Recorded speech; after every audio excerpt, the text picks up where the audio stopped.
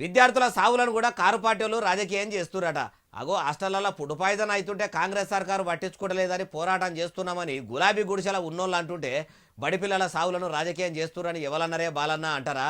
ఎవలో కాదు, తెలంగాణ గుళ్ళు గోపురాల మంత్రి కొండా సురేఖ మేడం. ఇక ఈనుండ్రి ఏమంటుందో.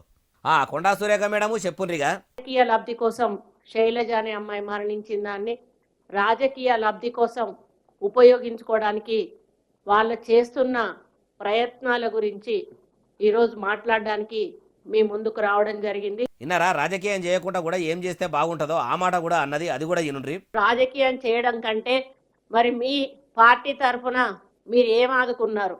మీరు వెళ్ళి ఏదైనా ఆదుకున్నారా? మరి ₹1 కోటి మరి వాళ్ళకు కాంపెన్సేషన్ ఇచ్చి రాకపోయారు ప్రేమ ఉన్న వాళ్ళైతే. అవు మరి కొండా సురేఖ మేడం కూడా చెప్తున్నది వాజీవే కదా.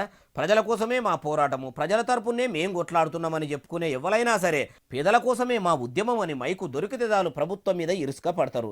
అప్పటి మందం ఫోటోలు వీడియోలకు పోజులు పెట్టి పోరాటం చేస్తున్నట్టు భారీ భారీ డైలాగులు చెప్పి అవతల వడకుంటా అప్పుడే సాయం అయితే బాగుంటుంది. కానీ అట్లా ఎంతమంది ఉండాలి? పాలకులం కాదు సేవకులం అని చెప్పుకునే కొండా మేడం గారు మీరు కూడా సాయం అందించాలని బాగానే చెప్తున్నారు. తమరి కాంగ్రెస్ వాళ్ళు ప్రతిపక్షంలో ఉన్నప్పుడు ఇట్లనే ఎన్ని పోరాటాలు చేస్తున్నట్టు నటించలేదు. సీతక్కర్ అయితే ఖమ్మం వరద బాధితులు చూసి కళ్ళనీళ్లు పెట్టుకుంది. ఇప్పుడు అధికారంలో ఉన్నప్పుడు కూడా వరదలు వస్తే ఎందుకో కరుణ చూపలేదు. ఇప్పటికి పాయమాల అందక వరద బాధితులు బాధపడుతురు. మీరేం సొక్కమైనోళ్ళు కాదు, ఆ కారు పార్టీ వాళ్ళు ఏం సుధపూసలు కాదు. మీ పొలిటికల్ అవసరాల కోసము ప్రజల కోసమే పోరాటం అన్నట్టు డ్రామాలు ఆడుడు మీ రాజకీయం లీడర్లకు రాజకీయంతో పెట్టిన విద్యనాయ అంటుర్రు ఈ ముచ్చటిన్నోళ్ళు.